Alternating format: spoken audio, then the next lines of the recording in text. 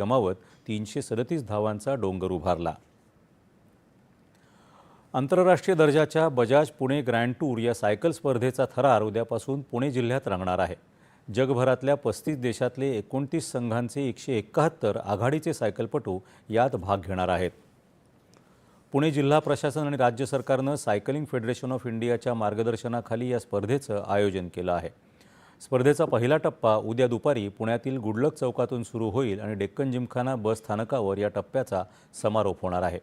437 किलोमीटरच्या या सायकल शर्यतीसाठी अद्ययावत रस्ते, सुरक्षा यंत्रणा आणि सर्व आवश्यक सुविधा पूर्ण करण्यात आल्या आहेत। या शर्यतीचा मार्ग दख्खनचं पठार आणि सह्याद्रीच्या पर्वतरांगांमधून जातो। पुण्याच्या 9 तालुक्यांमधून आणि 150 गावातून सायकलपटू मार्गक्रमण करणार आहेत। या स्पर्धेच्या माध्यमातून पुण्याचा सांस्कृतिक वारसा, ऐतिहासिक स्थळं आणि ग्रामीण पर्यटनाचं दर्शन घडवलं जाणार आहे।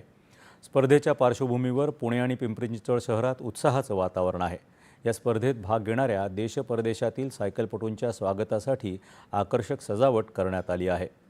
पुणे ग्रँड टूर सायकल स्पर्धेच्या पार्श्वभूमीवर फर्ग्युसन रस्ता, जंगली महाराज रस्ता, शहराच्या मध्यभागातले रस्ते आणि त्यांना जोडणारे उपरस्ते उद्या सकाळी 9 ते संध्याकाळी 6 वाजेपर्यंत बंद राहणार आहेत। त्यामुळे उद्या या मार्गावरच्या शाळा, महाविद्यालयांना सुट्टी जाहीर करण्यात आली आहे।